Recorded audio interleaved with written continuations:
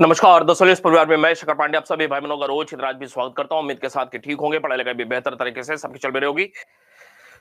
हमने शुरुआत क्या किया, हमने सबसे पहले पृथ्वी की उत्पत्ति बताई, फिर उसके बाद कौन कौन से युग रहे, फिर हम लोग चतुर्थक पे आ गए। चतुर्थक के अंतर्गत प्लेस्टोसीन होलोसीन कर दिया नहीं, फिर आपको बताया कि प्लेस्टोसीन एज में ही मानव प्रजाति की शुरुआत होती है। यही सारी बातें हमने शुरुआत किया।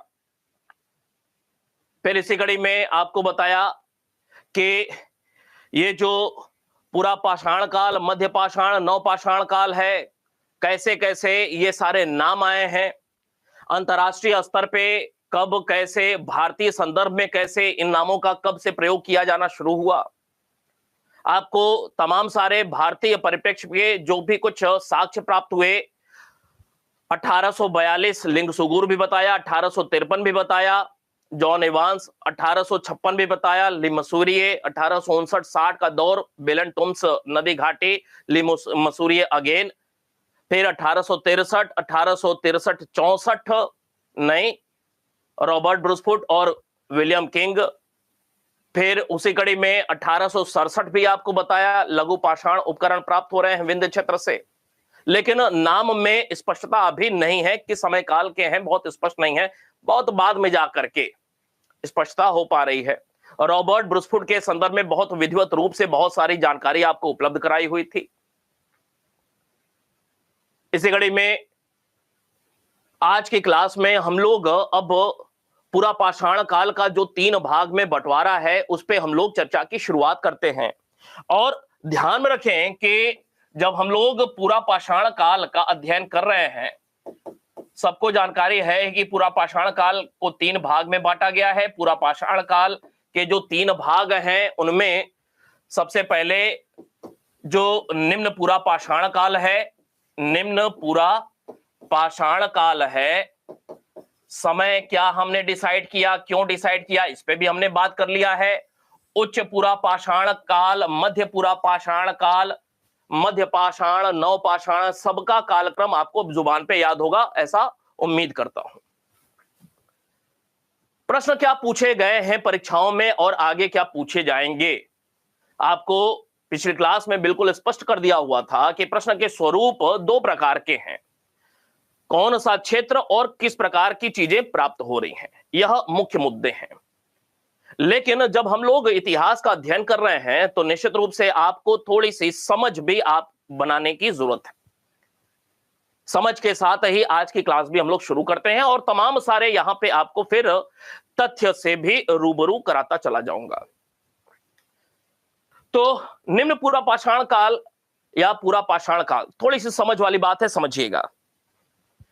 अगर आपसे पूछा जाए कि भारत में पूरा पाषाण काल या निम्न पूरा पाषाण काल या मध्य पूरा पाषाण काल या उच्च पूरा पाषाण काल या पूरा पाषाण काल से संबंधित जो उपकरण हैं, औजार हैं, जो अवशेष हैं, भारी मात्रा में प्राप्त हुए हैं, समझिएगा।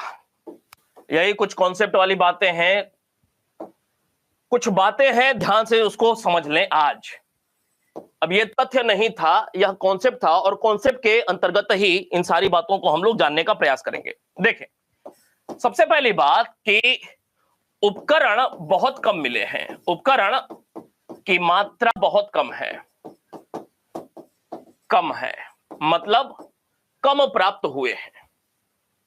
पूरा पाषाण या मध्य पाषाण काल के उपकरण, या यूं कह लें कि भारत में पाषाण काल के उपकरण जो हैं वह कम प्राप्त हुए हैं, कम मात्रा में मिले हुए हैं। याद रहेगी यह बात, निश्चित रूप से याद रहेगी आगे से। अब प्रश्न बनता है कि ये कम कैसे प्राप्त हुए हैं, तो इसके कारण हैं। अब यह भी प्रश्न बनेगा, ए आर टाइप के प्रश्न में या निम्नलिखित में से 1 2 3 4 लाइन अलग अलग विकल्प दिए हैं, 1 2 सही है, 3 4 सही है, 1 2 3 4 चारों सही है, इस प्रकार के प्रश्न में या ए आर टाइप के प्रश्न में भारत में पाषाण काल के अवशेष या उपकरण, अवशेष या उपकरण, एक ही बात, की मात्रा बहुत कम प्राप्त हुई है। कम है का मतलब कम है या नहीं है महत्वपूर्ण यह भी नहीं है की मात्रा कम प्राप्त हुई है, कम प्राप्त हुई है।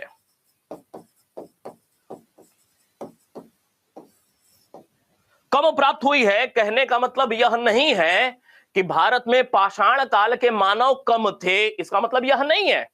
भारत में पाषाण काल के मानव खूब थे। जैसे यूरोप में थे, जैसे अफ्रीका में थे, वैसे भारत में भी खूब थे। जैसे चीन में थे, वैसे भारत में भी खूब थे। बावजूद इसके उन लोगों के अवशेष, उन लोगों के द्वारा प्रयुक्त प्रयोग में लाए गए उपकरण बहुत कम मिले हैं। क्यों कम मिले हैं? कई बार पहले भी बताया है। कारण क्या है इसका? इसके दो तीन कारण देखने को मिलते हैं। जैसे पहली बात, पहला कारण यह कि ये जो खोज हुई है ना, खोज का अभाव है। खोज का अभाव अर्थात भारत में तमाम सारे जो पूरा पाषाणिक स्थल जानकारी में आए हैं, वहां भी खूब अच्छे से मन लगा करके, पैसा लगा करके खुदाई संबंधी जानकारी, आंकड़ा एकत्र करना इनकी अपर्याप्तता दिखाई दी है। क्लियर है बात? एक चीज। दूसरी बात, जो भी कुछ काम हुआ है उसमें योजना का अभाव दिखाई दे रहा है, योजनाबद्ध अभाव दिखाई दे रहा है।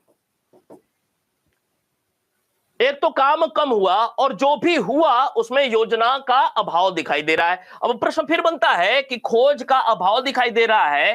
खोज का अभाव का मतलब जो भी उपकरण थोड़े बहुत ही सही प्राप्त हुए हैं, थोड़े बहुत ही सही जो उपकरण प्राप्त हुए हैं, वह उपकरण कहां से प्राप्त हुए हैं? एक प्रश्न यह भी बनता है कि पाषाणकालीन जो उपकरण या अवशेष या जीवाश्म जो प्राप्त हुए हैं, वह कहां से प्राप्त हुए हैं? या तो कहीं सतह से प्राप्त हुए हैं, या नदी की तलछटी से प्राप्त हुए हैं, तलछटी से प्राप्त हुए हैं, या फिर और क्या हो सकता है, गुफा से प्राप्त हो रहे हैं। यही ना, यहीं से प्राप्त हो रहे हैं। और इन क्षेत्रों में खोज का अभाव रहा है। याद रहेगी बात? तीन प्रश्न बन गए यहीं से। संख्या कम प्राप्त हुई है। क्यों कम प्राप्त हुई है? इसकी वजह से कम प्राप्त हुई है, एक बात।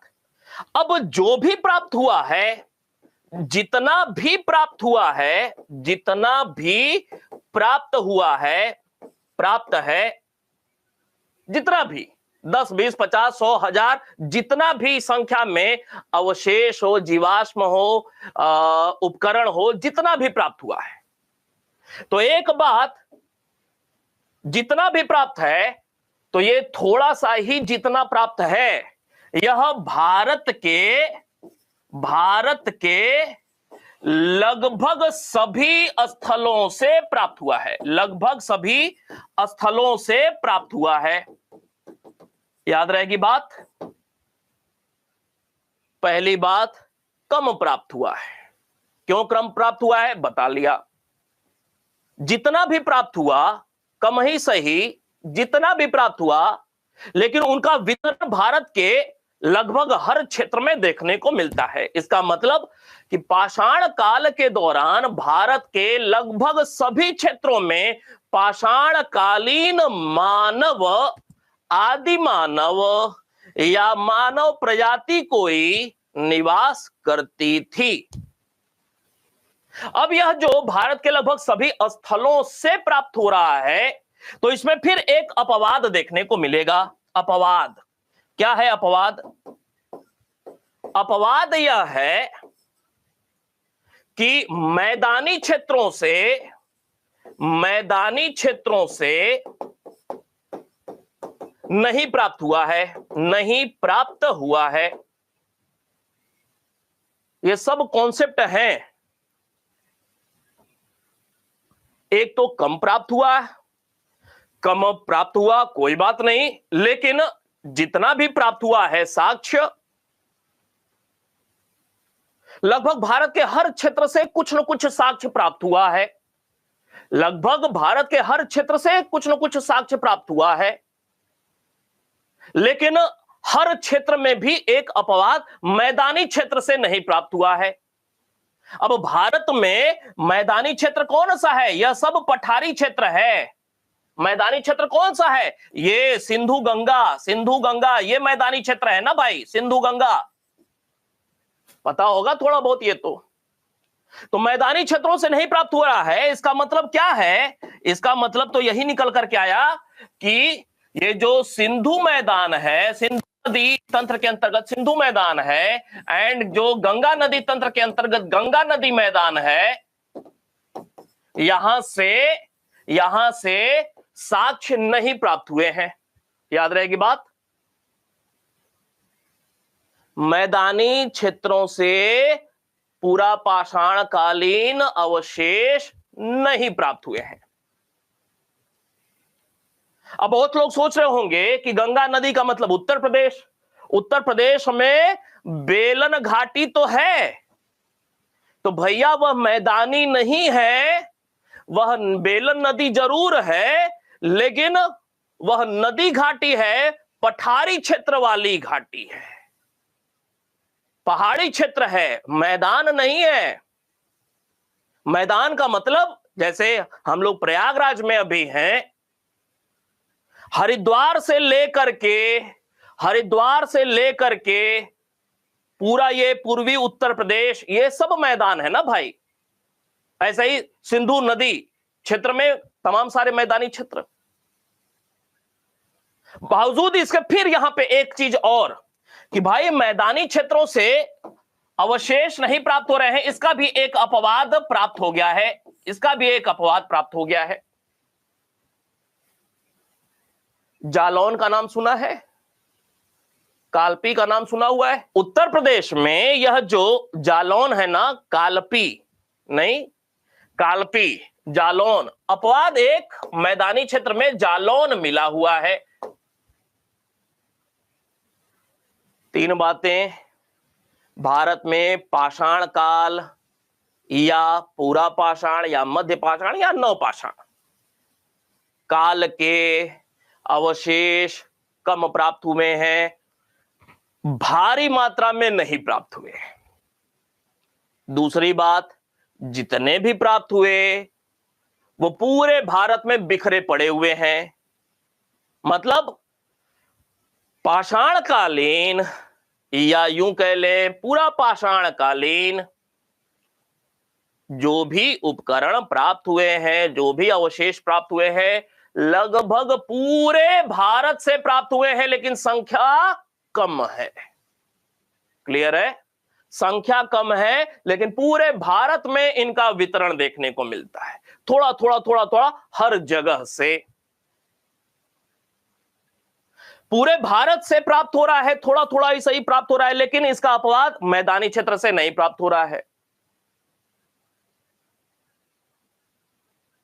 मैदानी क्षेत्र से नहीं प्राप्त हो रहा है, उसका भी एक अपवाद जालौन, उत्तर प्रदेश। क्लियर है बात? अब यहां पे एक और महत्वपूर्ण बात कि भारत के लगभग सभी स्थलों से प्राप्त हो रहा है, सिंधु गंगा के मैदानी क्षेत्रों से नहीं प्राप्त हो रहा है। इसका मतलब कि पूरा पाषाण काल के परिप्रेक्ष्य में स्पेशली बात कर लेते हैं, मध्य पाषाण के संदर्भ में स्पेशली बात कर लेते हैं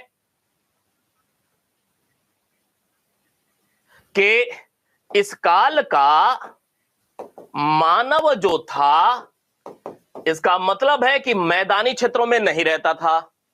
यही बात निकल करके आई ना। इस काल का मानव मैदानी क्षेत्रों में निवास नहीं करता था। कहां निवास करता था? पहाड़ी क्षेत्रों में। कहां निवास करता था? पहाड़ी क्षेत्र में। क्यों पहाड़ी क्षेत्र में? बाहर ठिठुरन बहुत ज्यादा थी, तो पहाड़ी क्षेत्रों में कुछ गुफा टाइप की व्यवस्था मिल गई, जंगल में मंगल हो गया इनके लिए। और ये पहाड़ कहां पे? ये पहाड़ कहां पे? ऐसे क्षेत्र वाले पहाड़ जहां पे पहाड़ियों के बीच में नदी गुजरती हो, अर्थात जल स्रोत भी बना हुआ हो, जहां नहीं तो पहाड़ी क्षेत्र में बहने वाली जो नदियां हैं, उन नदियों के क्षेत्र में ही पाषाण काल या मुख्यतः पूरा पाषाण काल के मानव रहते थे। उम्मीद करता हूं बात आसानी से समझ में आ गई होगी। नर्मदा घाटी, सोन नदी घाटी, बेलन घाटी, नहीं, कृष्णा गोदावरी घाटी, मूला मूथा नदी घाटी, सब घाटी घाटी। घाटी का मतलब पहाड़ों के बीच से नदी गुजर रही हो।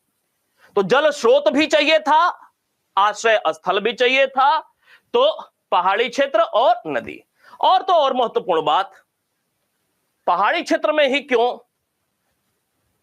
नदी जल की जरूरत तो है सबको। पहाड़ी क्षेत्र में क्यों? गुफा तो मिल रहा है, लेकिन गुफा में रहने के पहले से जब से मानव प्रजाति का अस्तित्व निकल करके आया, भोजन तो चाहिए सबको। पेट भरेगा तो मन करेगा सोने का, पेट भरेगा नहीं तो मन नहीं करेगा सोने का। तो सोने की प्रक्रिया बाद में। पहाड़ी क्षेत्र में क्यों? तो गुफा के पहले क्या जरूरत थी? भोजन। अब भोजन कहां से आएगा? उत्पादक है नहीं, संग्राहक है, तो चाहिए शिकार। शिकार कैसे करेंगे? पत्थर के उपकरण से। तो उपकरण प्राप्त होगा पत्थर का यहीं से।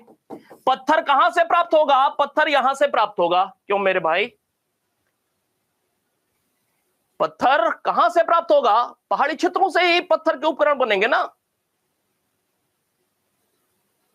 तो पहाड़ी क्षेत्र जिनके बीच से नदी घाटी, नहीं, उपकरण मतलब भोजन, आवास, पीने का पानी, नहीं, इसकी व्यवस्था बनाने के लिए यह इस काल का मानव पहाड़ी क्षेत्र, वह भी नदी घाटी वाला क्षेत्र में रहता था। क्लियर होगी बात? उम्मीद करता हूं। सब कॉन्सेप्ट है, दिमाग में डालते चले जाइए। ये सब सिर्फ तथ्य से काम नहीं बनेगा। ये सारी बातें जो हम लोग कर रहे हैं ना, ये सब परीक्षा में कभी ना कभी किसी बड़ी परीक्षा में पूछा गया है, और लोग इस पर ध्यान कम देते हैं, सीधे तथ्यों पे आ जाते हैं। न, वो गलत होगा। हम लोग तथ्यों पे आएंगे, लेकिन लास्ट में आएंगे और खूब तथ्य पढ़ेंगे, और इतना पढ़ेंगे कि उत्तर भारत में कोई पढ़ाया नहीं होगा उतना हम लोग पढ़ेंगे। लेकिन उसके पहले एक समझ की बहुत ज्यादा जरूरत है। अब बात करेंगे कि अवशेष कम प्राप्त हुए, लेकिन जितने भी प्राप्त हुए पूरे भारत से प्राप्त हुए। यहां तक तो बात थी, पूरे भारत से प्राप्त हुए। अब ये जो अवशेष प्राप्त हो रहे हैं, किसी खास स्थल से ही तो प्राप्त हो रहे होंगे। नदी घाटी वाला एरिया नहीं, कुछ इस क्षेत्र से प्राप्त हो रहे हैं, 2-4 किलोमीटर उस क्षेत्र से प्राप्त हो रहे हैं, 100-200 मीटर दूर उस क्षेत्र से प्राप्त हो रहे हैं। ऐसे बहुत सारे स्थल होंगे। अब ऐसा तो है नहीं कि पल्लवरम नामक स्थान हमें मिल गया रॉबर्ट ब्रूसफुट की मदद से, तो पल्लवरम में इतना डिग्री अक्षांश, इतने डिग्री देशांतर एक ही जगह संकेंद्रित सब मिल गया हैंडेक्स। ऐसा तो है नहीं। अरे 100 मीटर दूर, 200 मीटर दूर भी तो मिला होगा। मतलब पल्लवरम से मिल रहा है, एक बार हैंडेक्स मिला, बाद में फिर रॉबर्ट ब्रूसफुट में और सारे औजार मिले। अतिरम पक्कम में जरूरी थोड़ी है कि जहां पे आप बैठे हुए हैं इकट्ठे, वहीं पे सारे उस क्षेत्र के आप जहां पे वर्तमान में अभी अपने घर में कमरे में जहां पे बैठे हुए हैं, ऐसा तो नहीं एक ही स्थान पे। अरे पड़ोसी वाले घर में भी थोड़ा सा, और जो बगल वाली कॉलोनी है, बगल वाला गांव है, वहां भी तो मिल सकता है। मतलब यहां भी थोड़ी सी दूरी पे और ज्यादा दूरी भी, तीन बातें हैं, काम आएगा अभी थोड़ी देर बाद। तो जितना भी प्राप्त है भारत के लगभग सभी स्थलों से प्राप्त है। फिर अब दो बातें। पहली बात यह कि भारत में जितने भी पूरा पाषाण काल के संदर्भ में जितने भी स्थल प्राप्त हुए हैं, अधिकांश स्थल कहां से प्राप्त हुए हैं, उत्तर भारत से या दक्षिण भारत से? आपको बता दिया कि ये लोग रह रहे हैं कहां पे, इन क्षेत्रों में रह रहे हैं, इस काल का मानव यहां पे रह रहा है। अब ये वाला क्षेत्र, ये कॉन्सेप्ट दिमाग में बन गया तो अपने आप से आसान हो गया होगा कि अधिकांश स्थल उत्तर में मिले होंगे या दक्षिण में मिले होंगे। कहां पे? साउथ में। मतलब अधिकांश स्थल जो हैं प्रायद्वीपीय भारतीय क्षेत्र में, प्रायद्वीपीय भारत में या दक्षिण भारत। क्लियर है बात? अधिकांश स्थल कहां पे? अब ये वाला कॉन्सेप्ट, अब ये वाला कॉन्सेप्ट अगर नहीं समझे होते, नदी, घाटी, पहाड़ी, तो ये आसानी से पच नहीं पाता। क्लियर है बात? तो भारत में पूरा पाषाण काल के संदर्भ में विशेष रूप से बात हम लोग कर रहे हैं। पूरा पाषाण काल के जो अधिकांश अवशेष या अवशेष नहीं, स्थल, अधिकांश स्थल, स्थल की बात हो रही है, स्थल, अवशेष की बात नहीं कर रहे हैं, स्थल की बात कर रहे हैं, अवशेष की बात नहीं कर रहे हैं, स्थल की बात कर रहे हैं। स्थल याद रखिएगा, अधिकांश स्थल लिखा हुआ है स्पष्ट रूप से। कहां पे? दक्षिण भारत में। क्यों? क्योंकि नदी, घाटी क्षेत्र, पहाड़ी क्षेत्र ज्यादा है दक्षिण भारत में। एक बात। दूसरी बात,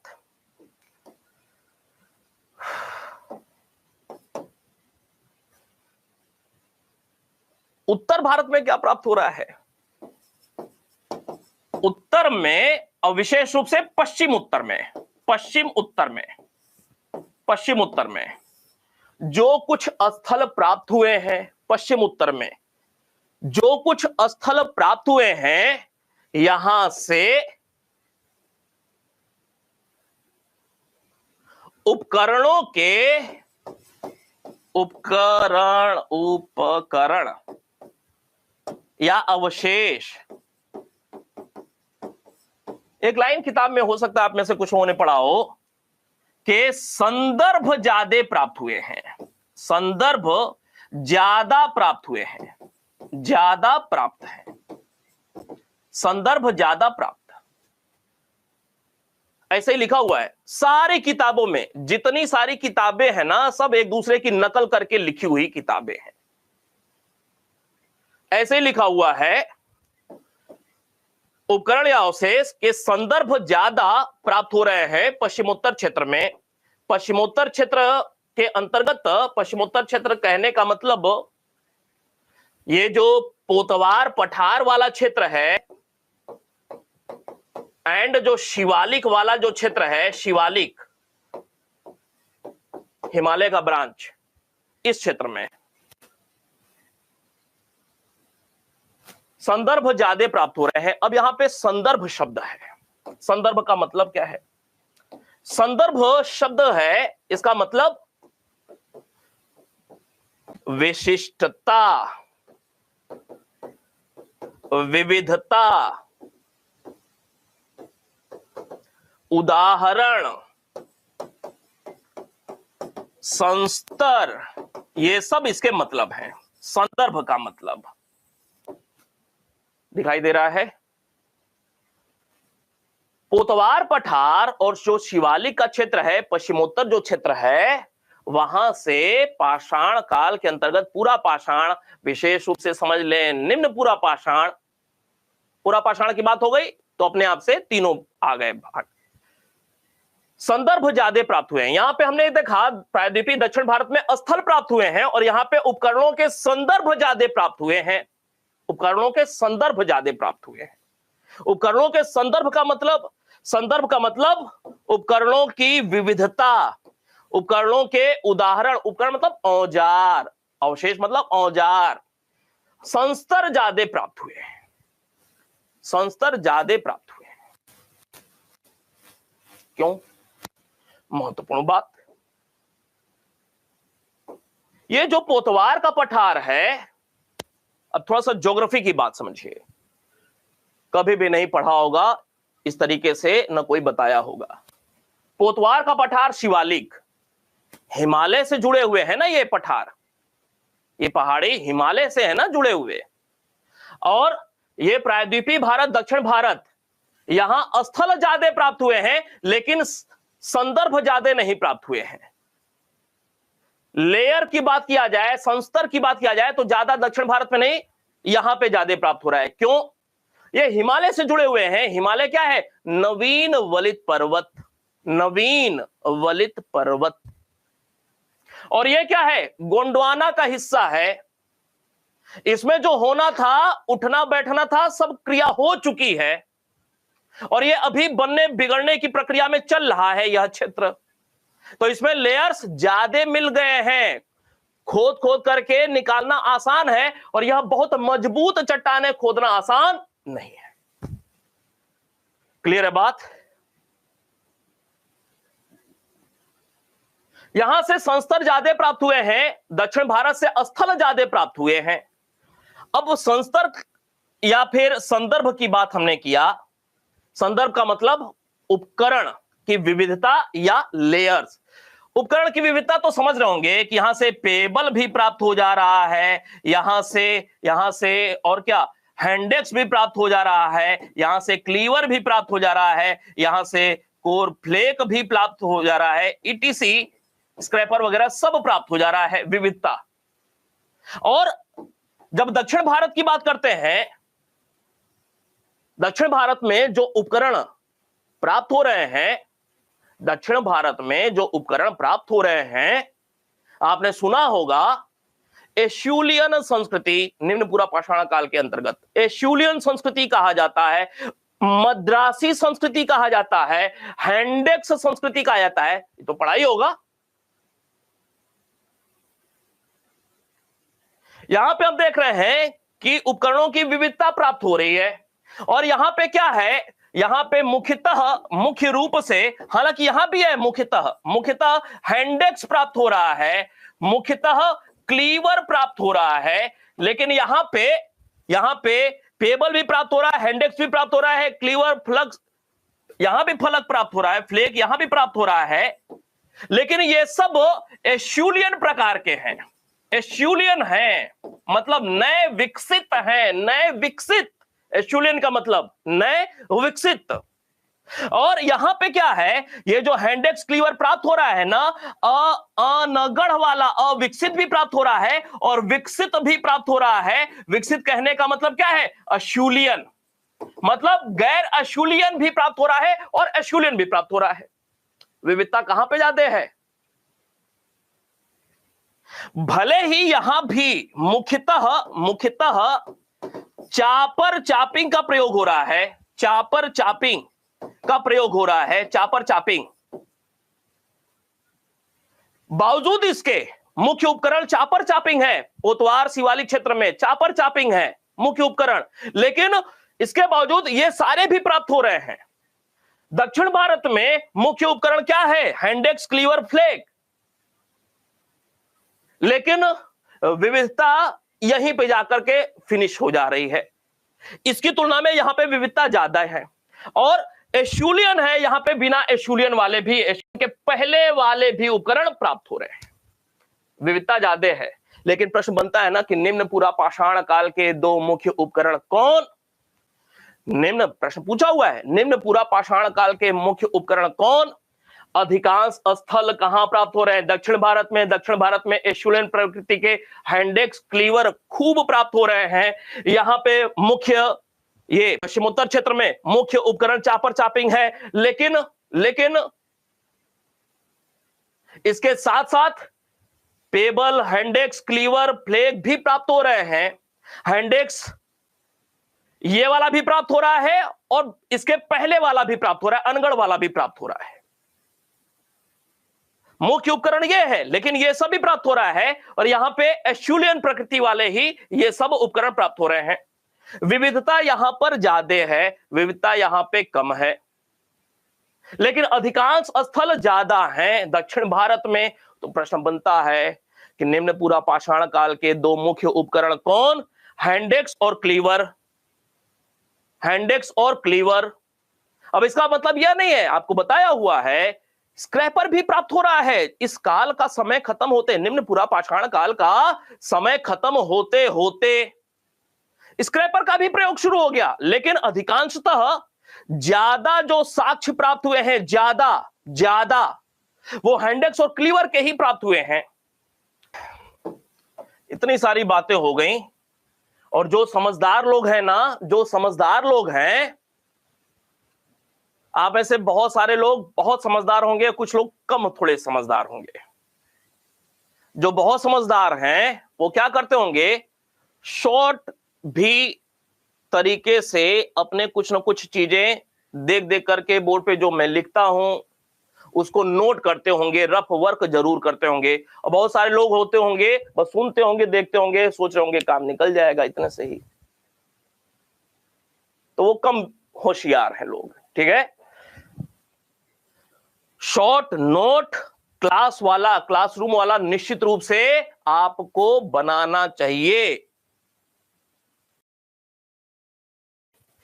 चले अब बात को आगे ले चलते हैं। जो कहना था आप समझ गए होंगे, बात आगे बढ़ती है। तो ये कुछ बताया बेसिक बातें, इसमें कुछ और बातें अब जोड़ते हैं। आपको स्पष्ट है कि ये जो पूरा पाषाण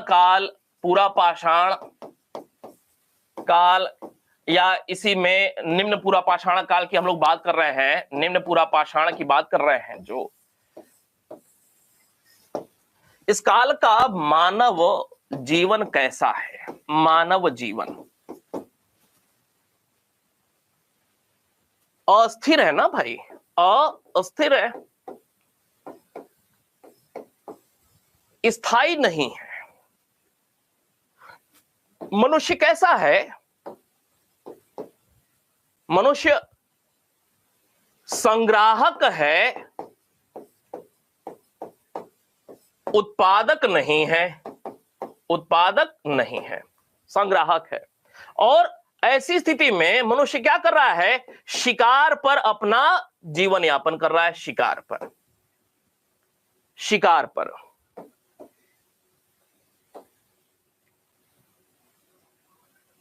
और जो शिकार पर अपना जीवन यापन कर रहा है, किस दौर की हम लोग बात कर रहे हैं, निम्न पूरा पाषाण। तो जीव इतने तो रहे नहीं होंगे, कुत्ता, बिल्ली, भेड़, बकरी, हिरण बड़े बड़े रहे होंगे। जैसे जैसे समय वर्तमान की ओर नजदीक आ रहा है, जीवों की ऊंचाई, लंबाई, चौड़ाई छोटी होती जा रही है। सुना होगा द्वापर, त्रेता आदि समय काल में 20-20 फुट के लोग हुआ करते थे, पता नहीं, लेकिन लॉजिकल तौर पे देखा जाए तो निश्चित रूप से ऐसी स्थिति दिखाई देती है कि पहले के लोगों की हाइट ज्यादा थी। अब निश्चित रूप से जीव हो चाहे इंसान हो, धीरे धीरे हाइट छोटी होती जा रही है। और एक दिन ऐसा आएगा इसी पृथ्वी पर, टाइम लगेगा, हम लोग को घबराने की जरूरत नहीं है। इसी पृथ्वी पर जो मानव होगा वो एलियन प्रकार का भी हो जाएगा, नहीं, ऐसा विकास की एक पृष्ठभूमि बनेगी। तो शिकार पर आधारित है। अब प्रश्न यह बनता है, बड़े बड़े जीव हैं, बड़े बड़े उपकरणों का प्रयोग किया जा रहा है, तो ये किसी बड़े से जंगली भालू के साथ अगर संघर्ष करना है तो अकेले जाएगा या दुकेले जाएगा या 3 केले जाएगा या 4 केले जाएगा या और ग्रुप में लोग जाएंगे? उत्तर होगा कि भाई बचने की संभावना बहुत कम है।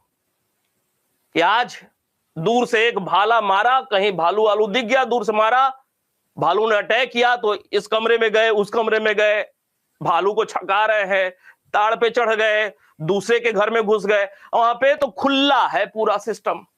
हमारे लिए पत्थरों पर चढ़ना मुश्किल है, उसके लिए आसान है। तो ऐसे में अपनी सुरक्षा को ध्यान में रखते हुए ये लोग शिकार कैसा करते थे, सामूहिक करते थे। घेर करके मारेंगे और मार ही देंगे, लाएंगे भोजन जरूर, ठीक है। एक बार निकलेंगे प्रयास में तो ले करके ही आएंगे। तो सामूहिक रूप से, ठीक है, सामूहिक रूप से यह लोग शिकार कार्य कर रहे हैं। धीरे धीरे निम्न पूरा पाषाण काल के अंतर्गत थी। धीरे धीरे समय आगे बढ़ता गया, आग की जानकारी हो गई इनको, आग की जानकारी क्या? आविष्कार हो गया, आग का आविष्कार। आग का आविष्कार, निम्न पूरा पाषाण काल, आग का आविष्कार, उपयोग नहीं, उपयोग नहीं, दो अलग अलग तथ्य हैं। आग का आविष्कार हो गया निम्न पूरा पाषाण। थोड़ा सा मानव प्रजाति जो भी थोड़ा सा समझदारी का परिचय दिया, समझ में आ गया कि पानी बरस रहा है या हिमपात हो रहा है, तो इस पहाड़ी में थोड़ा सा कंदरा नुमा है तो उसमें बच जाए। ये टप टप जो सिर मुलाते ओले पड़े वाली स्थिति है उससे बच जाएंगे। तो आग का आविष्कार भी इस दौरान देखने को मिल रहा है और गुफा का जीवन भी शुरू हो गया, गुफा का जीवन भी शुरू हो जा रहा है। तो गुफाओं के साक्ष्य इसी काल वाले मिलने शुरू हो जाते हैं, निम्न पूरा पाषाण वाले नहीं। तो ये निम्न पूरा पाषाण काल का जो अध्ययन हम लोग शुरू किए हैं, महत्वपूर्ण मुद्दा कि इस काल का मानव कहां पे रहता था, ये ध्यान में जरूर रखिए। क्यों रहता था? जल स्रोत, उपकरण बनाना है तो उसके लिए रॉ मटेरियल्स चाहिए। पत्थर के उपकरण बना रहा है तो रॉ मटेरियल्स चाहिए, पहाड़ी से ही तो मिलेगा। पर्वत पे जा नहीं सकते हैं, पर्वत पे जा नहीं सकते हैं क्योंकि पर्वत की हाइट ऊंची होती है, नदी वदी टाइप की स्थिति नहीं होगी। पहाड़ी क्षेत्रों के बीच में से नदियां कलकल छल छल करते हुए आगे बढ़ती हैं तो वहां संभावना ज्यादा है। नहीं, पहाड़ी क्षेत्रों में कुछ जीव जंतु भी मिल सकते हैं, पर्वतीय क्षेत्र में मुश्किल है। तो पठारी क्षेत्रों में, पहाड़ी क्षेत्रों में। क्लियर है बात करेंगे। ये कुछ कॉन्सेप्ट वाली बातें थी, आपको जानना चाहिए, इस वजह से वो सब बताया। निम्न पूरा पाषाण काल के प्रमुख उपकरण एवं क्षेत्र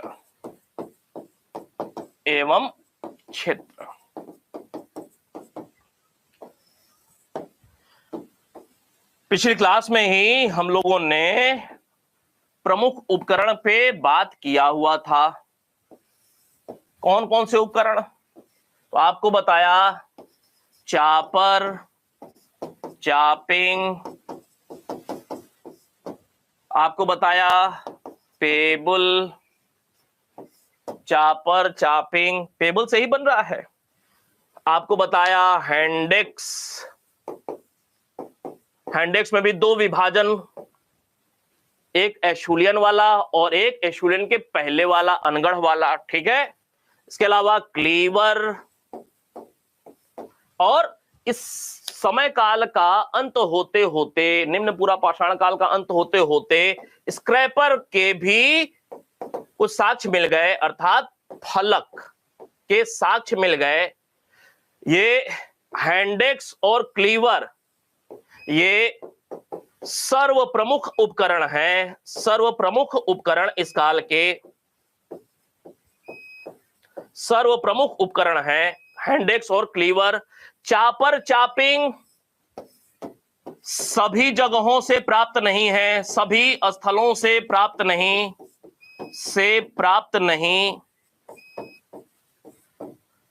सबसे प्रमुख उपकरण हैंडेक्स क्लीवर हैं। क्यों? क्योंकि सभी स्थलों से प्राप्त हैं, सभी स्थलों से प्राप्त हैं, सभी स्थलों से प्राप्त नहीं है चापर चापिंग। किन स्थलों से प्राप्त हैं? तो विशेष रूप से, विशेषतः पश्चिम उत्तर का जो क्षेत्र बताया, पश्चिम उत्तर, विशेष रूप से कहां पे? पोतवार पठार, पोतवार पठार वाला एरिया। ये दिमाग में रहेगी बात, निश्चित रूप से इतना दिमाग में रखना है। निम्न पूरा पाषाण काल के प्रमुख उपकरण की बात हो रही है। प्रमुख उपकरण में ये सारे उपकरण, अब इसमें क्लासिफाई किया, आपको बताया सभी स्थलों से प्राप्त हैं, इसी वजह से सबसे प्रमुख उपकरण हैंडेक्स और क्लीवर हो गए। चापर चापिंग किसी खास स्थल से ही जुड़ा हुआ यह उपकरण है इसी काल का। वह खास क्षेत्र क्या है? पोतवार पठार वाला क्षेत्र, पश्चिम उत्तर का क्षेत्र।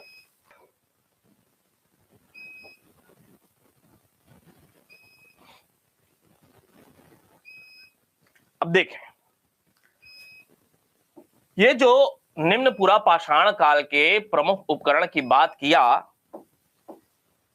आपको बताया कि ये जो चापर चापिंग है ये पेबुल से ही तो बन रहा है, पेबुल से ही बन रहा है ना, और पेबुल से ही हैंडेक्स क्लीवर भी बन रहा है। लेकिन हैंडेक्स क्लीवर में यह भी हमने देखा कि अनगढ़ वाला भी प्राप्त हो रहा है और विकसित वाला भी प्राप्त हो रहा है, तो विकसित वाला महत्वपूर्ण तो हो ही जाता है।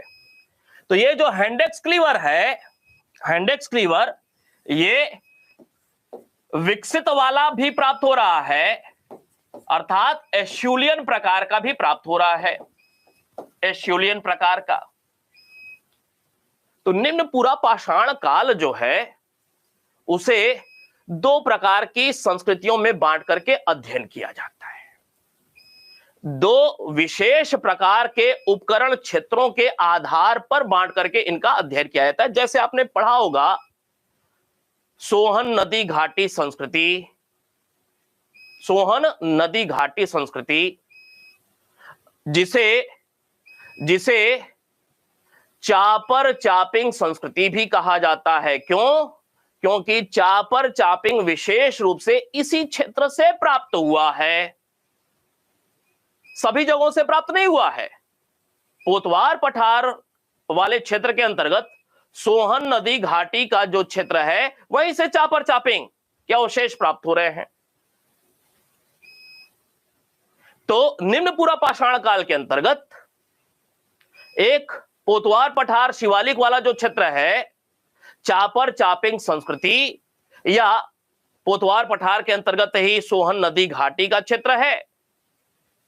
तो सोहन घाटी संस्कृति या चापर चापिंग संस्कृति एक हो गया, और दूसरा एस्यूलियन प्रकार के औजार, दक्षिण भारत से जो औजार प्राप्त हो रहे हैं विशेष रूप से एस्यूलियन प्रकार के, अर्थात तो विकसित प्रकार के,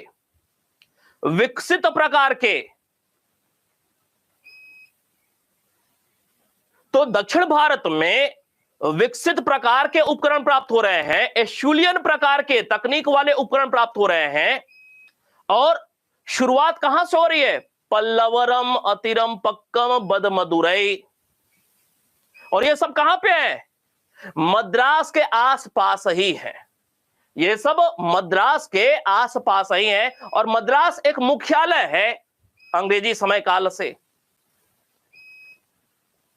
तो यह जो दक्षिण भारत में निम्न पुरा पाषाण काल से संबंधित संस्कृति का नामकरण किया गया एस्यूलियन संस्कृति, एस्यूलियन संस्कृति या मद्रासी संस्कृति या हैंडेक्स, सबसे पहले यहीं से प्राप्त हो रहा है, बहुतायत में प्राप्त हो रहा है, हैंडेक्स सबसे पहले प्राप्त हो रहा है। तो एस्यूलियन संस्कृति या मद्रासी संस्कृति या हैंडेक्स संस्कृति। निम्न पुरा पाषाण काल के अंतर्गत मुख्य रूप से दो संस्कृति में बांट करके इसका अध्ययन किया जा रहा है। एक सोहन नदी घाटी पोतवार पठार का जो क्षेत्र है जहां से चापर चापिंग का अवशेष प्राप्त हो रहा है, दक्षिण भारत से नहीं प्राप्त हो रहा है, वहां से विशेष रूप से उत्तर भारत के सभी स्थलों से नहीं प्राप्त हो रहा है, सोहन क्षेत्र से प्राप्त हो रहा है। तो यह एक अपवाद है। तो सोहन संस्कृति या चापर चापिंग संस्कृति एक संस्कृति। संस्कृति कहने का मतलब क्या? संस्कृति कहने का मतलब